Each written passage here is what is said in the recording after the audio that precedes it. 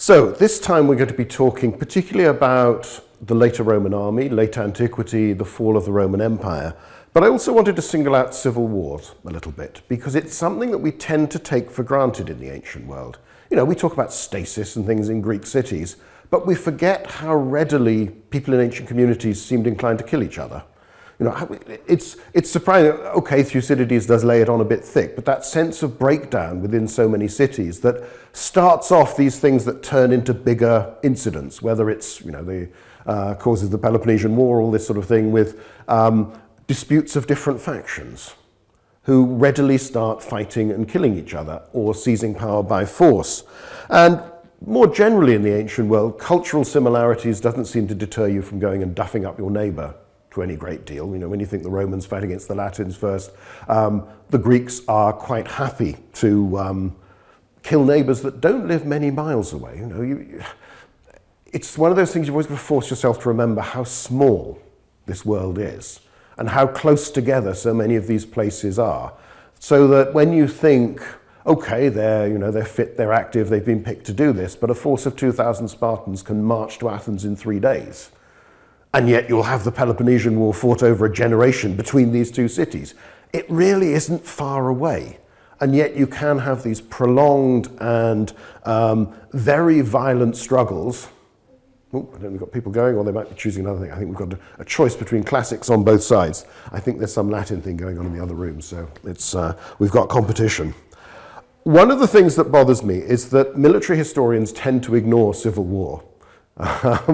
And they don't think of it as in any way different. Yeah, they'll talk about the technology, you know, this is how hoplites fight, this is how weapons do it. Just come on in. I'd recommend staying a little bit further back because I do have a stinking cold and I'm trying not to spread it around.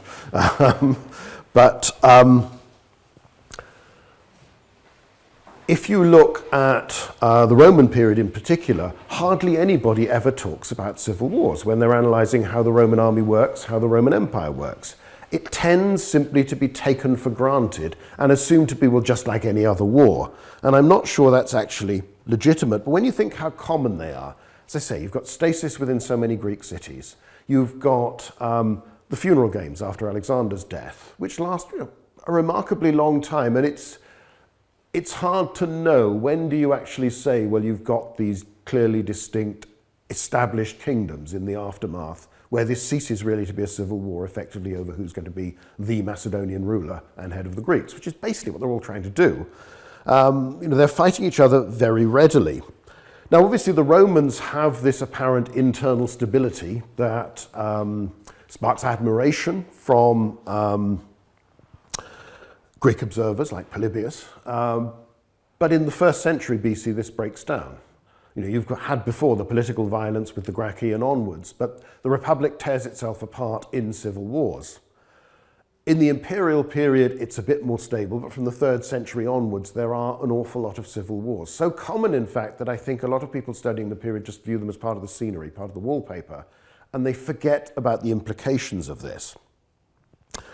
It's from 218 AD, right the way through to the deposition of Romulus Augustulus in 476 AD, there are only 3 periods of 10 years without a civil war usurpation in the Roman Empire. You know, for 2.5 centuries. And okay, you could say, well, some of these usurpations, they're quite small, they're quite local. Somebody pops up, maybe has time to mint a few coins and then gets deserted by their army and commits suicide or gets executed. But it's the ripple effect that you can see so clearly in Ammianus Marcellinus, these characters like Paul the Chain and these officials who make quite a good career out of condemning other people for disloyalty. And the spread of, even the prescriptions under Sulla and later under the triumvirs, essentially there is no evidence for them killing anyone other than adult males. You go to a family of senators and you don't wipe it out.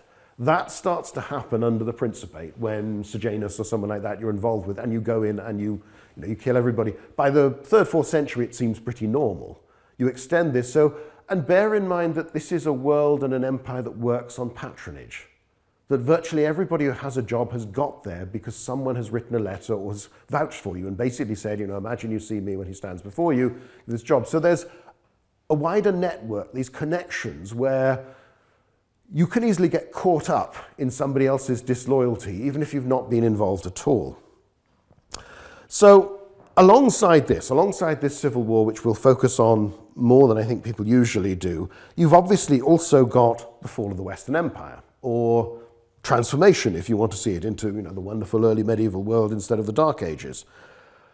In the past, though not really in recent decades, people tended to think, well, was there a military element to this? Does the empire collapse? Does it fall because the army isn't as good as it used to be, or the threats it faces are more serious, more dangerous than they were in the past, or some combination of those things, and it is a military defeat or succession, long-term military defeats that end up breaking the Roman Empire apart, keeping the East going for a long time, but on a much smaller scale. And obviously, there's a military element very strongly in the creation of the empire in the first place. All these people didn't just volunteer to become Roman, and then at some point they stop. Now, you could say, there's the ironic comment of Ursulus from 360, behold with what courage the cities are defended by our soldiers, for whose abundance of pay the wealth of the empire is already becoming insufficient. The old view would be one of decadence, of military decline, of reliance. You had the big theory, the Germanization of the Roman army. You let in all these Goths and Alemanni and Franks and people like that, and they just weren't as good as your old-fashioned sort of solid Roman yeoman farmers who would go off and had more stake in the empire. Now, it was already really there, I suppose, back all those decades ago when I was a student. For a long time before that, scholars working on late antiquity felt themselves to be a minority. And if you looked at the later empire, it's partly the Greats tradition. Greats obviously focused on the greats of literature, primarily, and the perception was that those were all earlier. It's 1st century BC, it's 1st century AD into the 2nd, but then after that you're struggling. 4th or 5th century poetry didn't tend to excite a lot of people. Ammianus, whose style is different in many ways to Tacitus or earlier historians, again, didn't get the attention he deserved. Now, of course, late antiquity is very well established as a major field. There's lots of people working on it. I would say, and this is partly because I'm a bit of a heretic when it comes to some of these ideas, but they tend to be very, very positive about the later Roman Empire, particularly the 4th century AD. 3rd century, okay, wobbles a bit then, things are getting a bit messy before Diocletian comes along, sorts it all out, we have the Tetrarchy, and isn't that great? And then, okay, it all goes a bit wobbly in the 5th century, but it's only, it's the view you'll have expressed that it's sort of series of unfortunate events from the Goths coming across the Danube and that being mishandled in the 370s that leads to mistakes, defeats, disasters, and suddenly we don't have an empire anymore.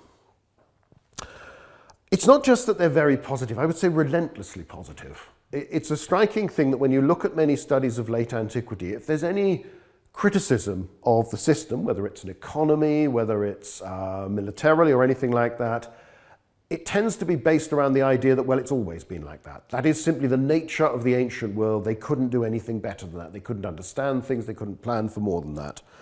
So it's a little bit over-egging the pudding. It's still a little bit defensive. And if you start to suggest that anything might be wrong in the 3rd or the 4th or early 5th centuries, people don't always like it. They don't expect that. The pendulum has swung from the late empire was terrible and, let's face it, I don't know if it's still the case, but general history for the modern historians used to start with Diocletian at Oxford. I don't know whether it still does. It was almost basically, oh, well, we can leave that to the modernists because who cares? Rather than used to get English 1, I don't know if that still exists, which had this marvellous title of From the Beginning until 1330, which usually meant the Anglo-Saxons as far as I could see, or 1066, depending on what your tutor liked. But there's that boundary, and of course there are aspects of it that seem quite medieval in certain ways. But anyway, let's look at this, the pattern that emerged, the sense of this you will still see repeated by many people writing on the era. And this is the view that has, first off, that the threats simply become more serious. From the 3rd century AD onwards, you have the replacement of the Parthian dynasty with the Sasanian Persians. You have confederations of tribes that you haven't seen before, the Alemanni, the All-Men, the Franks, Goths later on, these various groups who, it's claimed, organize at a higher level therefore there are more of them, so they can form bigger armies and perhaps better armies, and that therefore it is just much more difficult to protect the Roman Empire. Another point that the military historians tend to raise, although the generalists often aren't too bothered about, is the sense that the empire has never had some form of central reserve. That essentially the pattern from Augustus onwards, really following on from the late Republican ideas, is that all the army is spread around the fringes. You know, it's the Aelius Aristides idea that the army is a wall around the empire. That you have provincial governors who get a 1 legion province or a 2 legion province and so many auxiliaries. And that essentially, if you have a problem on the Danube, say, or in northern Britain or in Syria, then you can draw on neighbouring provinces for reserves, for reinforcements, but there isn't a sort of army in waiting in Italy or somewhere that you can say, all right, now we need people, we've got a problem there, let's send 10,000 of you or 20,000 of you off to this direction. And you can see this pattern. Whenever there is a major war that they're expecting, which is one of reprisal or conquest, then it takes several years to prepare as people get moved to the area. And if there's one they're not expecting, it often can take a year or two if things go badly. Now, you could say that one of the signs of this is in the 2nd century when somebody like Marcus Aurelius, you would consider to be one of the least military emperors, goes off and spends much of the second part of his reign on campaign.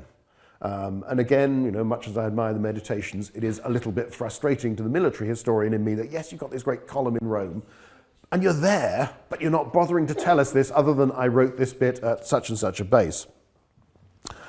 So the idea is that maybe the thing's just been badly planned, that was fine when in the 1st and 2nd centuries when there weren't any big problems, but you get a sign of this with the Marcomanni, the Quadi, people like this, perhaps with Lucius Verus and the Parthian War, which again is the only one clearly initiated by the Parthians in the imperial period when they invade Syria. Extending from that is that it's hard for one man to be emperor because somebody like Marcus Aurelius, Lucius Verus, has to go to the area to coordinate all the resources. They're not, as far as we can tell, battlefield commanders to any great degree. They're a bit more like Augustus in his later years. Now, of course, the contrast actually is that Augustus did spend a lot of time abroad, or if he wasn't there, a member of his family, or, you know, it's Agrippa, it's Tiberius, it's Drusus, it's Gaius and Julius, and Lucius, it's Germanicus, people like that later on. You can send someone you trust who isn't going to rebel against you to go and deal with a big problem. And also then, this comes into the other idea, which is in part this sense of how things improve later on, is the idea, well, you know, in the 1st and 2nd centuries, you've been able to get away with having these senators and, you know, giving them a province and control of an army. They don't have any real training. There's no formal, you know, professional military career. They are Roman politicians following a career that brings them some civil posts, some military posts, and the idea is, well, that must mean that they're not very good and that you actually need something better, someone more experienced. So this would then be, that's an older view of it, which then brings these solutions. First place, the threats are more serious. Therefore, it needs more central authority and more money to fund a bigger, better, leaner, meaner army. Secondly, it needs multiple emperors and more capable emperors. It's surprising how much admiration the Tetrarchy tends to get, with the system of a senior Augustus and a junior Caesar in the west and the same in the east. Bear in mind, it really only lasts like that for about 10 years. You know, Diocletian at the start simply has a co-ruler, and it's only later on you have the juniors in each case. And when he retires, the whole thing goes pear-shaped because very quickly you've got someone like Constantine, who's been left out of the system, is there in York, gets proclaimed as emperor by the army.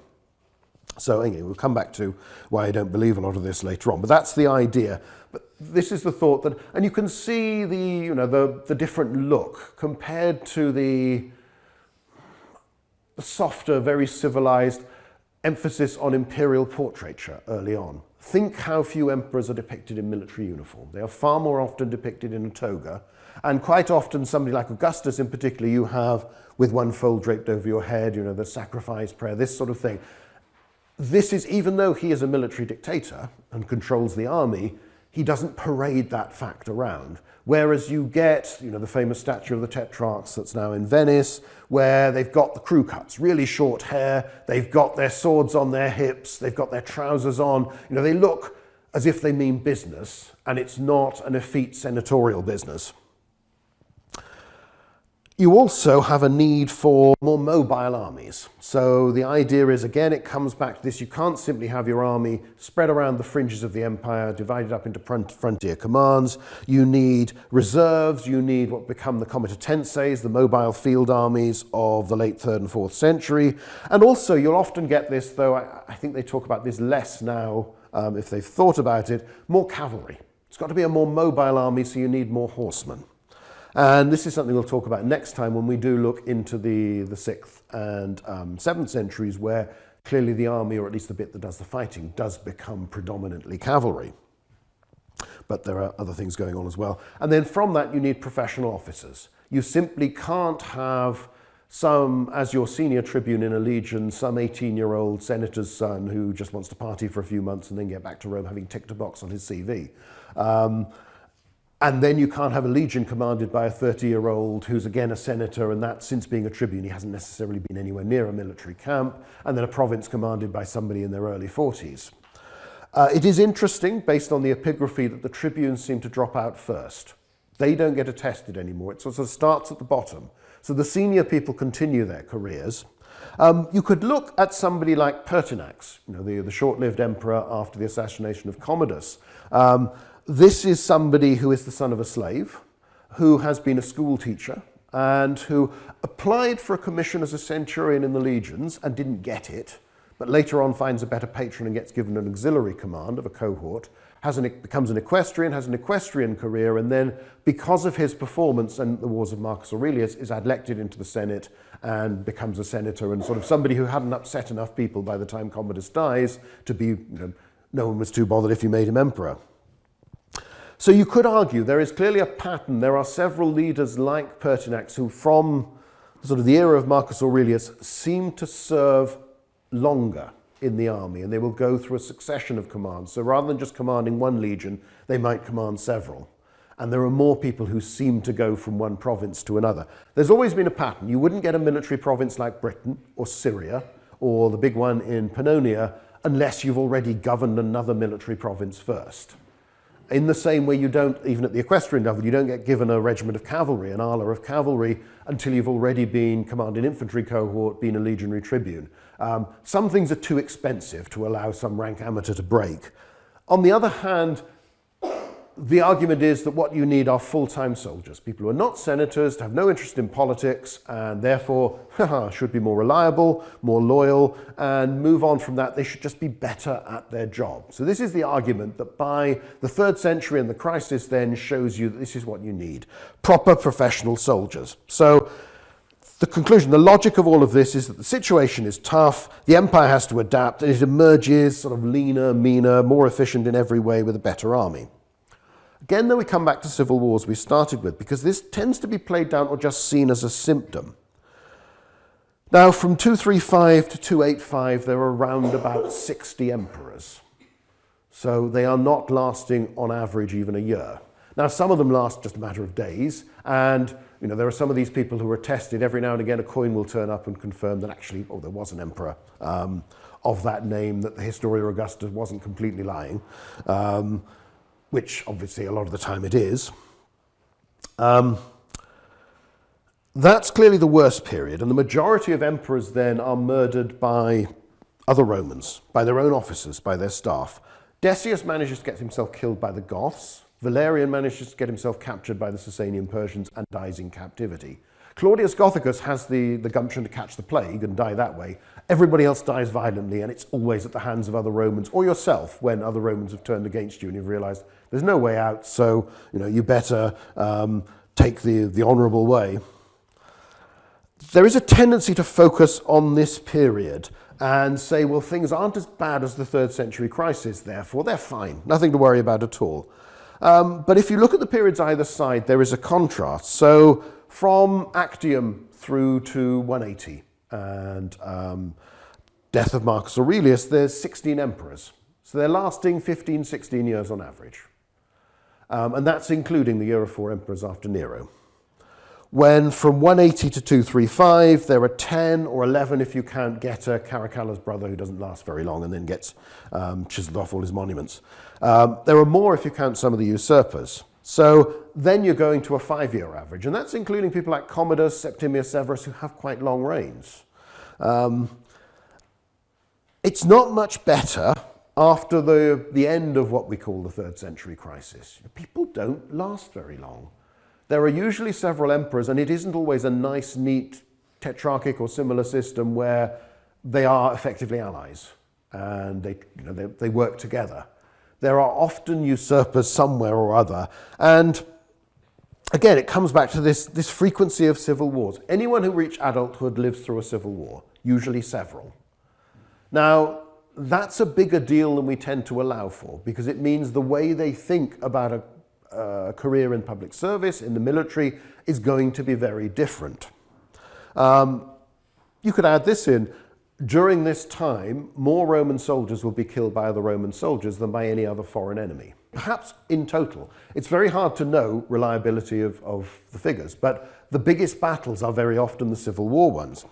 And that's a basic problem you could see back in the funeral games after Alexander.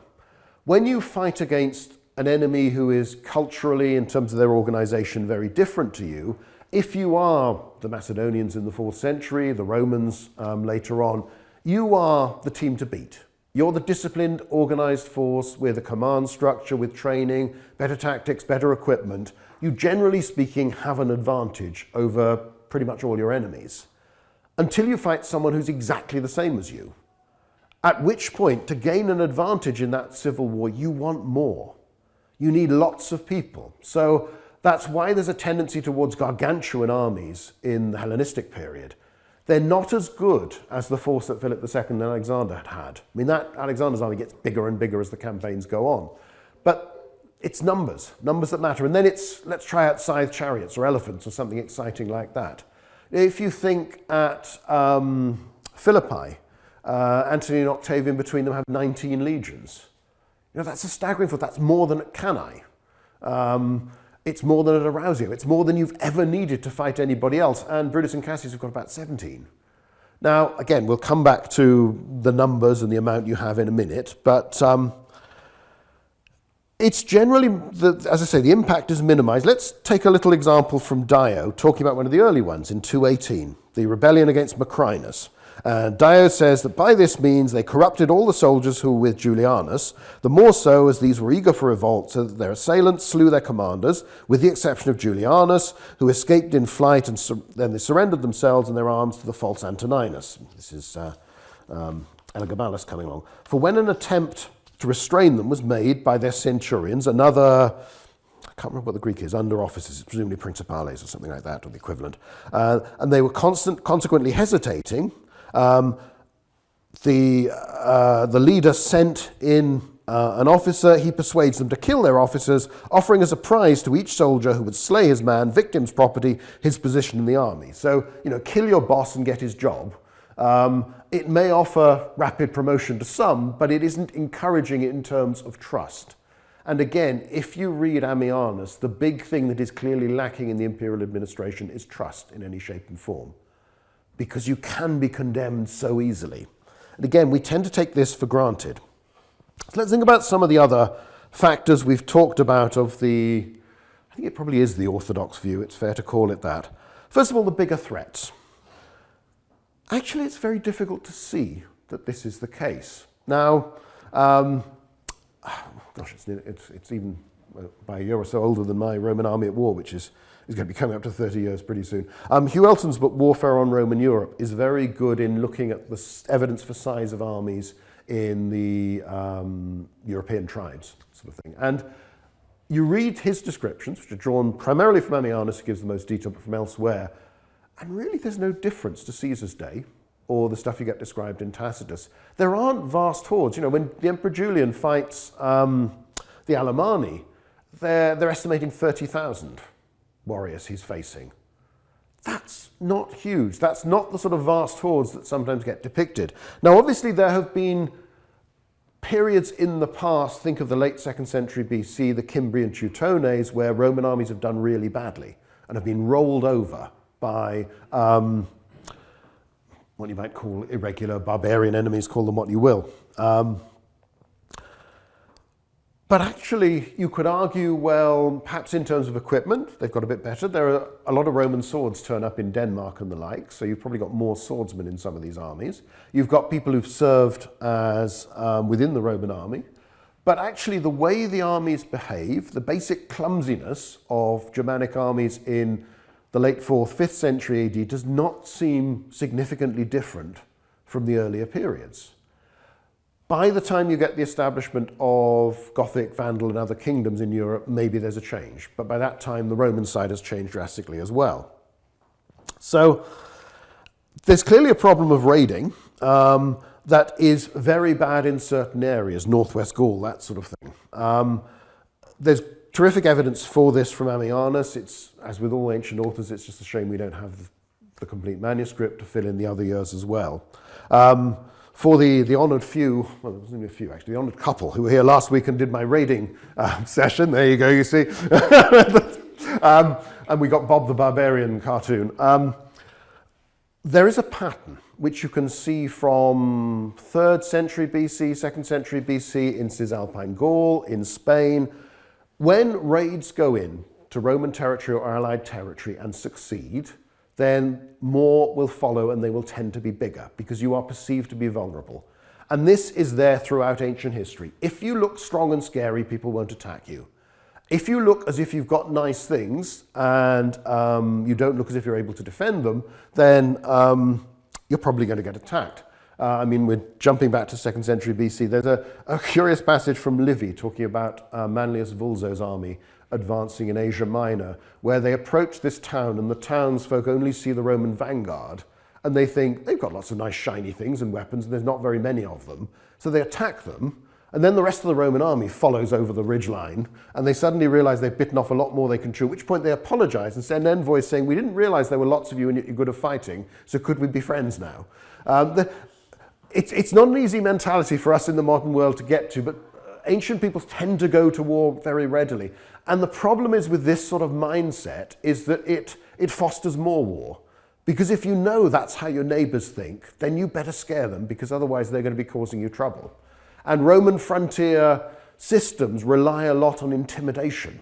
You know, it's the Roman, even if it's Hadrian's Wall, it looks good, it looks impressive, but it's the fact that if you attack, you're probably not going to get back home, but even if you do, the Romans know where you live and they will be coming to visit you soon afterwards because they need to restore that threat, that terror. So I don't think in Europe there actually is. We will talk next time about the Huns and steppe people, the nomads and things like that, which is a slightly different issue, though less so than you might think. The Persians who replaced the Parthians. We have to remember that, again, I think people often forget that essentially this is a change of dynasty. Now, the Sasanian Persians come from the heartland of the Parthian Empire. They are probably related to the Parthian royal family, just a different branch of it. And yes, they might promote a slightly different version of the Zoroastrian religion, though that changes over the centuries.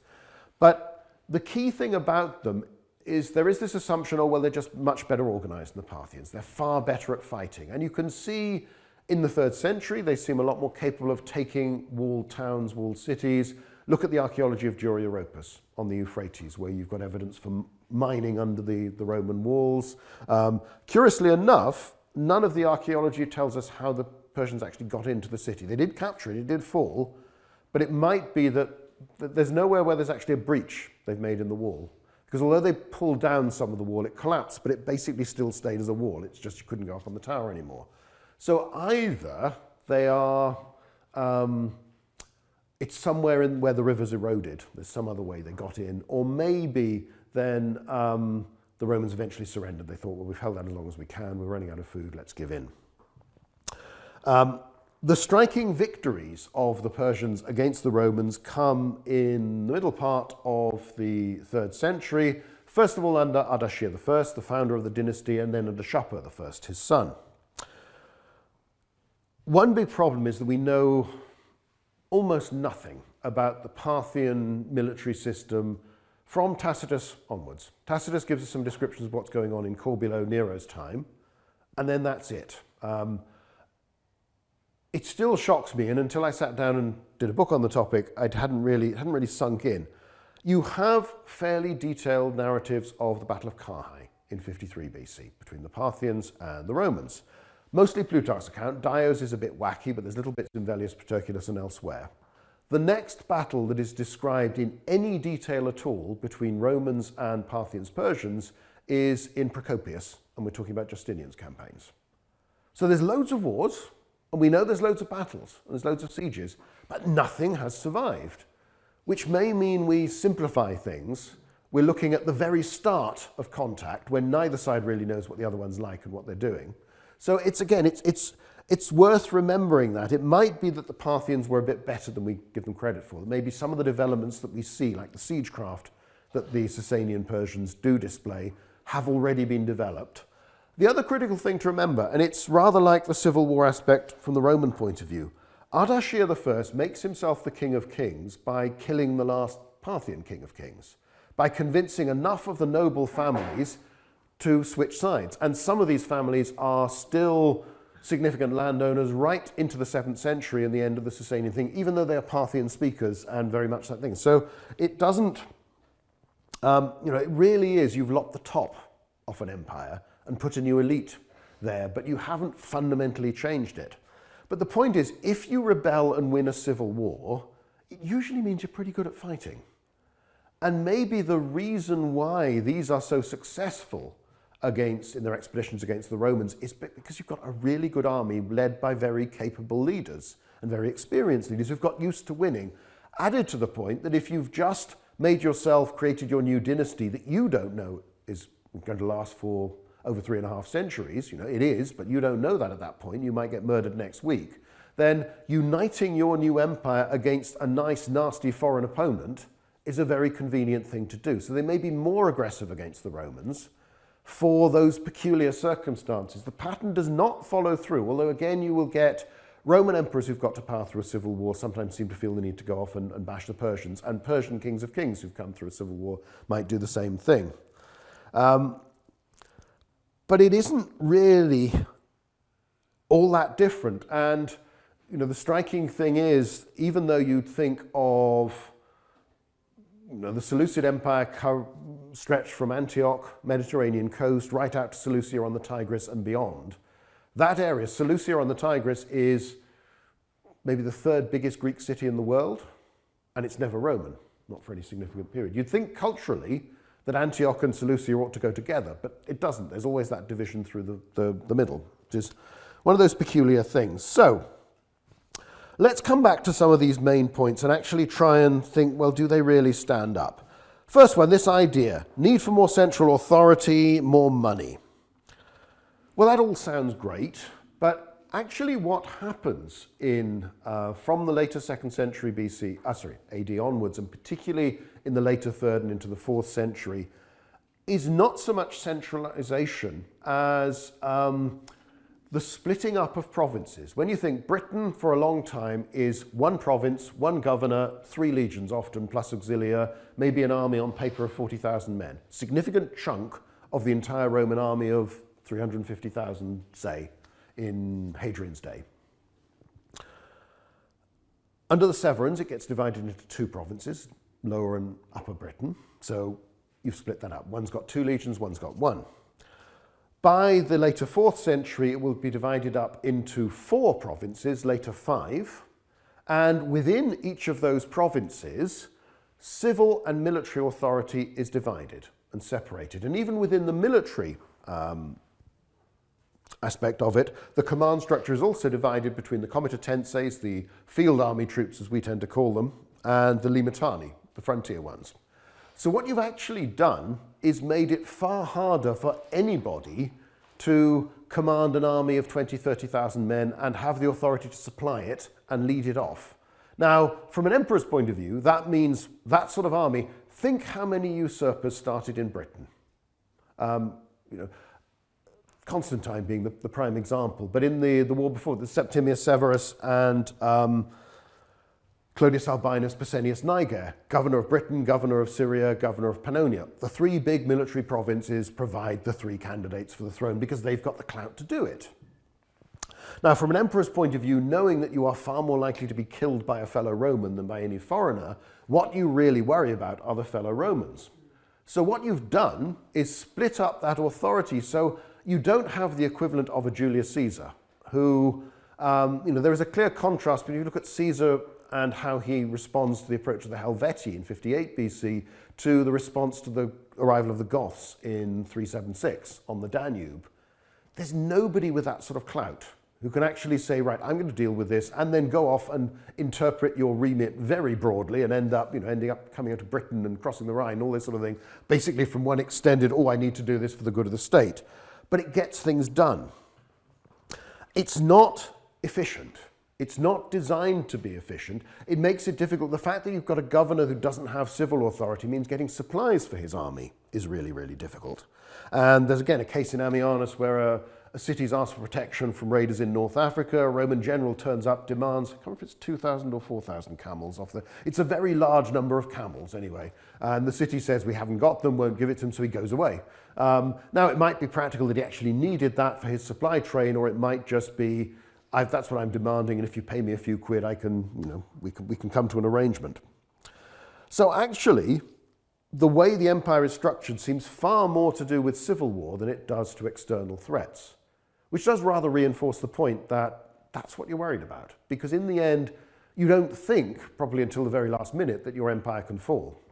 And bear in mind as well, one very striking change when you think of global history after 1945, the winds of change that swept through the big European empires, how quickly people wanted to be independent. There is not a shred of evidence for that in the Roman world. When the Roman Empire goes, everybody still desperately wants to be Roman because Rome is civilization. And somewhere like Britain, they've been here for 350 years. It's not like British India, it's barely 200, it's not quite 200. There is you don't have that sense of nationalism. You just have a desire to be civilized and Roman.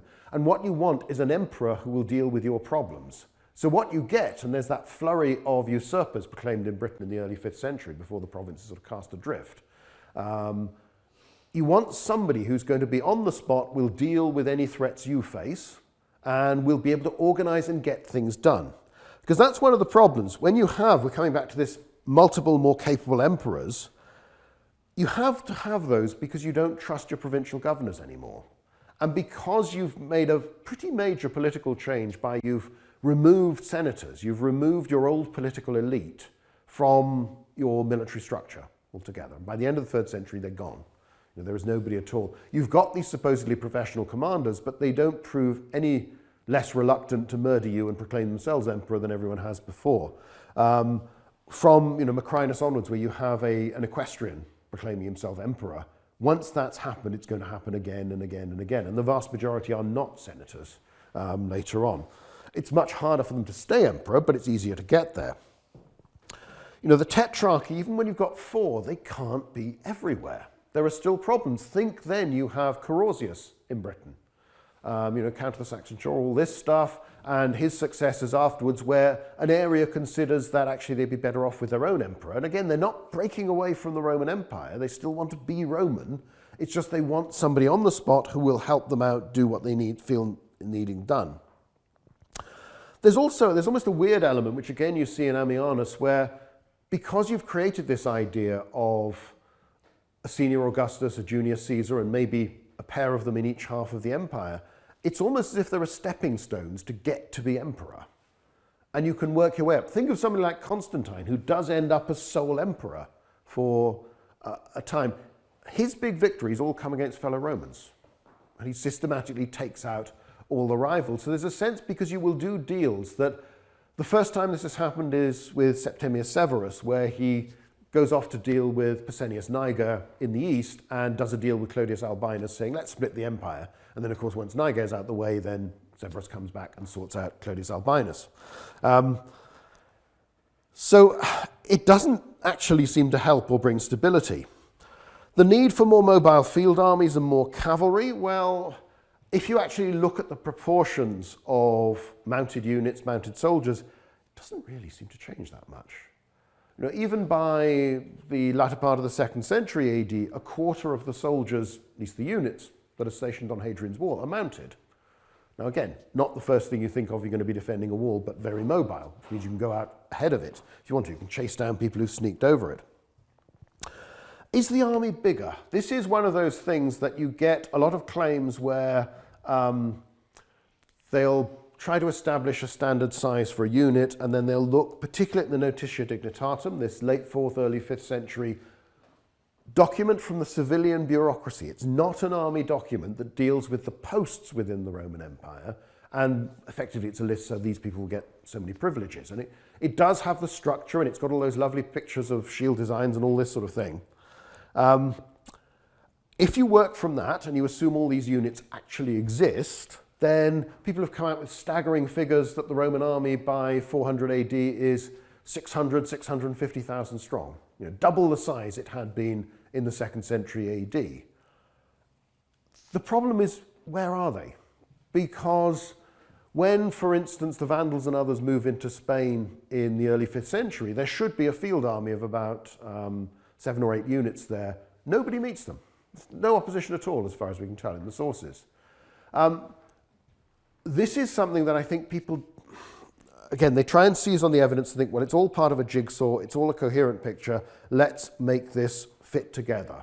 So they look and say, well, there's somebody who's basically got the title of being tribune of this particular unit of comitatenses, legionaries, legion, whatever it is. And it might well be that there's somebody drawing the pay and the privileges and the exemption from taxation. This is, but it doesn't necessarily mean there are actually 1,000 soldiers in that unit, or that it exists. A lot of these things comes back to the civil wars. We were talking about Philippi, 19 legions on one side, 17 on the other.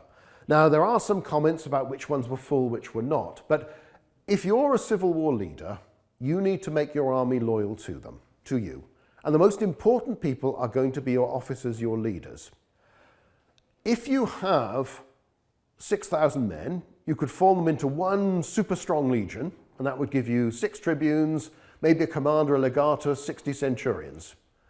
If you split them up and form them into 2 legions of 3,000, then you get 12 tribunes commissions to give out, 120 centurions jobs to give out. All of those people are getting pay. If you look to, given that we are where we are, King Charles during the Civil War issued an awful lot of commissions. There were a lot of royalist officers in Oxford and elsewhere without many soldiers to command, because it's a good way of making them loyal, and it's something that a ruler likes to do. Oh yeah, I'll give you that, that's fine. Notitia probably reflects that. The chances that these people are actually there is fairly slight. And when we look at the mobility aspect, you know, there are elements of 13 legions in Gallienus's army in the 3rd century that's focused in northern Italy. And people say, well, that's a reserve, you've come away from the frontiers. Except for the fact that Postumus and the Gallic emperors have actually taken away most of Europe from you. So it is actually your frontier in northern Italy, because you don't control north of the Alps anyway. But 13 legions suggests that they're not all there, and that you've got vexellations, detachments from units. And again, there are probably detachments from those same units in other emperors' armies that might not be your friends.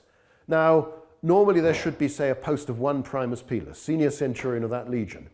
But do you honestly think that they're coordinating this, or that each emperor isn't thinking, yeah, I like you, I'll reward you, here, have this job, have this title? The Civil War element is going to multiply units and senior officers without necessarily multiplying soldiers all the way through.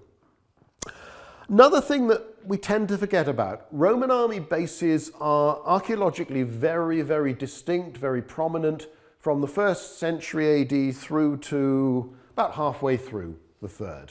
And then some of them last longer than that. Most of the big legionary fortresses seem to be abandoned by the 4th century. When anything new is built in that period, it's different in 2 ways. The first thing is that it's much, much smaller. The second thing is it's got much bigger walls.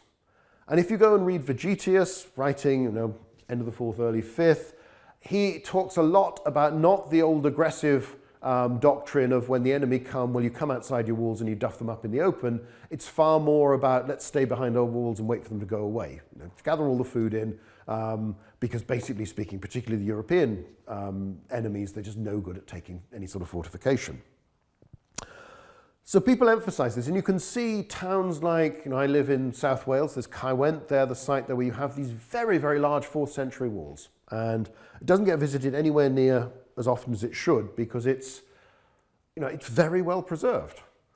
Now, most towns in the provinces, particularly in the European provinces, acquire city walls by the late 3rd and into the 4th centuries in a way they have not felt necessary before, and they are stronger structures.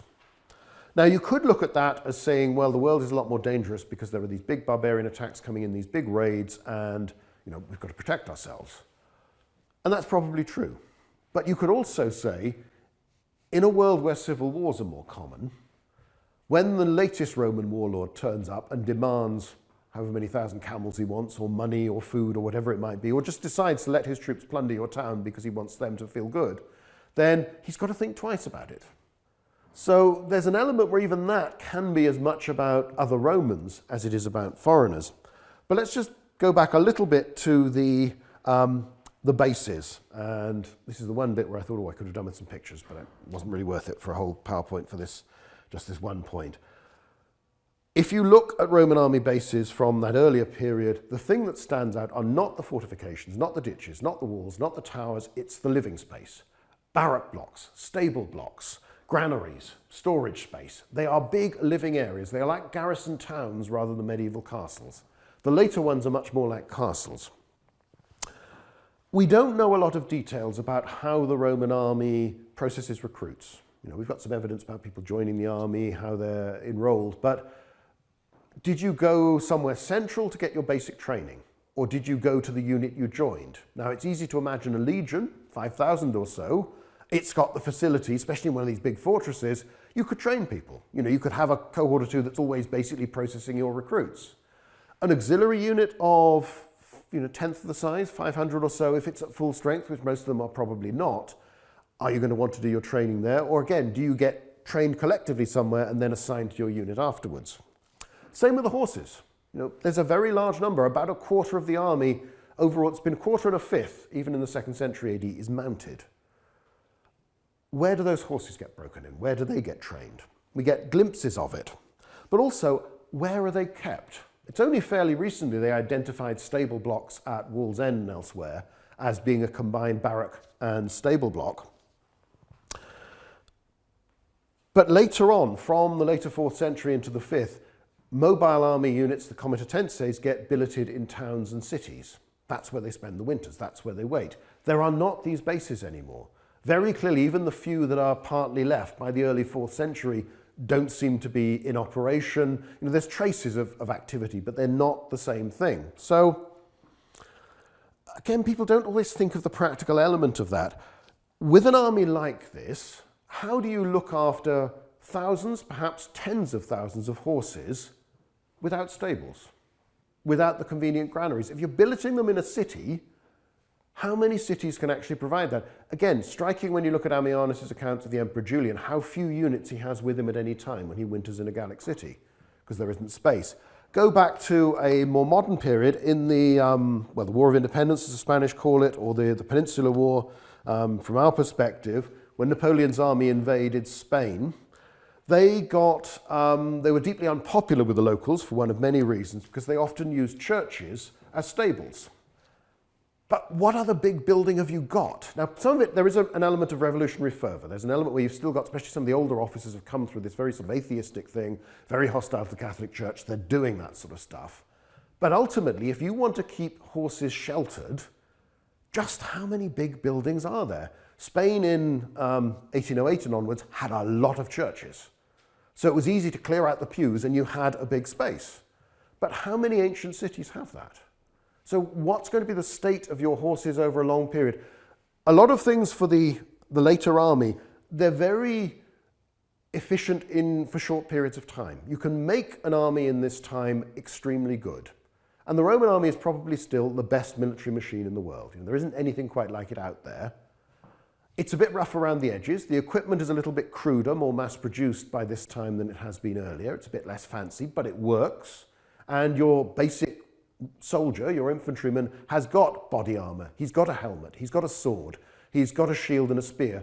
That's still the equipment of a chieftain or an elite warrior in most tribal societies. And everybody's got that. And the idea is they're trained how to use it as well. So it's still pretty good. It has the potential to be very good.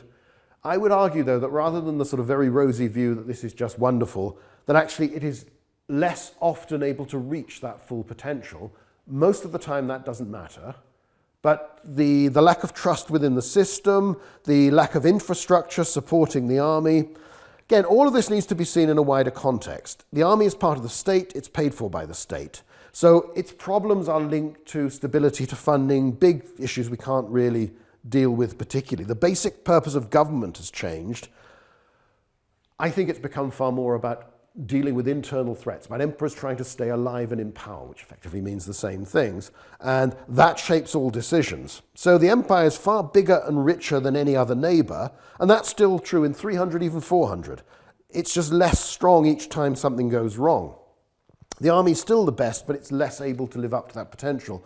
As an example, and you can put this down to individual mistakes, poor decisions, incompetence perhaps, but when the Goths do arrive in 376, it takes the Roman Empire, partly at some point drawing on combined resources of both East and the West, it takes them 6 years to defeat this group of migrants, and even then basically settles them. It fights 4 battles and it loses 3 of them. You know, and in one of them an emperor gets killed. So this is something that isn't really working as well as it should be, but it's still so big that this group of Gothic migrants can't possibly tip the empire over. They're not going to just defeat the empire. They just want a piece of the action. They want to settle in. So you have that sort of situation where you are still just bigger than everyone else. You can't be pushed over. You can't really be defeated, but you are struggling to use your resources as efficiently as you could in the past. Right, that's a very short and idiosyncratic view of a very big question. If anybody wants to ask any questions, we've got a few minutes at the end, but don't feel compelled to. It's, you know, it's a free country. Can I ask can you think of any examples of a point where the Roman army was working at kind of peak efficiency? Do we have any, or is it? I mean, it still wins battles. And again, come back to Hugh Elton's Warfare in Rome Europe. He points out the Roman army wins most of the battles it fights. The caveat, to some extent, of that is that most of the battles it fights are against other Romans, so you also lose them. But when it fights a foreign opponent, generally speaking, it wins. I think the problem is you look at any military system and you can say, well, this is really good, it'll produce a great army. But we know from more recent periods and detail that, as with any human institution, nothing stays at this sort of finely honed state where it's perfect. Everything's working, the right people are where they should be. All the training has been perfectly designed to get you going for when you're fighting and hasn't overtrained you, made you bored, or trained for the wrong thing. Real people don't act like that. So the Roman army has always been going up and down, peaks of efficiency, then troughs where things are poor. And it gets singled out sometimes in particular areas, you know, the cliche of the sort of Eastern legions, which is not a phenomenon of the East. It just seems to be sometimes you get areas where they're not prepared for a war and you have to train them up again before they are. So I think, to me, there's a big difference from, I mean, certainly from 400 onwards, it's very different. But I think the change is where the infrastructure goes. Now, you don't have to do everything in the way you have before, but it's a lot easier if you can. And the other interesting thing is that, as far as we can tell, and the evidence is poor, a legion by the 4th century is maybe 1,000 men at most. And that's the biggest formation you've got in your army, compared to a building block of 4,000 to 5,000, even if it's a bit under strength, with a command structure where everybody knows. So the army has become geared to fighting more at a lower level. It's expecting battles to be smaller, and it's adapted for that. And that might be what it's doing, but the older army could do both. So I think there are changes like that, but it's very hard to be precise. Yep. How successful do you think the political division of the empire under Septimius Severus was as compared with the East and West division, say the 4th century, with Constantius and Constantine? It's difficult because it's only for a few years. It's basically not quite 4, and he's busy doing other stuff. And the idea clearly is, and you feel that Clodius Albinus is thinking exactly the same way, this is fine for the moment, but we're not going to work like that. There has, however, one thing that again, it just shows I may be dense, but it hadn't struck me until I wrote a biography of Augustus. If you actually look at Augustus, he's running with a team of principes. There's always at least one other and sometimes more doing the job. So actually, that's surprisingly like Diocletian. And you could argue that that's a throwback to the past. The problem is that people like Tiberius they run out of relatives they trust very quickly. And then nobody else has this pattern. Vespasian can leave Titus to finish off the Jewish rebellion, but then doesn't do anything else. But there does seem to be this odd sense of experimentation when you think you've had attempts at joint rule, Nero and Britannicus, Lucius Verus and Marcus Aurelius, that does seem to function reasonably well till Verus dies. So I think every now and again, the problem always is that they don't seem to trust each other very well. It doesn't, excuse me, doesn't last. So I think it's sort of one of these dreams they come out with now and again, but it's difficult. For me, there is a big break. When you remove the senatorial governors, the senatorial army commanders, there's less of a political focus. Now, it might be a reflection that the empire and society has just changed. There are so many more equestrians. But the point is, an emperor could know every senator. There's only 600 or so of them. You can know them by name. You've probably dined with them. You're not going to know tens of thousands of equestrians. So just in terms of coherence, now whether, because the empire is so big and so many provinces are becoming, Romanized is not a very fashionable word anymore, but they've become very much part of the system, and their aristocracy is very much part of the imperial elite. Maybe that simply wasn't possible. But I do have to wonder, but that might just be me being terribly old-fashioned and sort of recommending some gentry doing this thing. But there we go. Right, well, if that's okay, I think we're fine for that then. Sorry, I need a drink. Is the main thing I want to do. That's okay.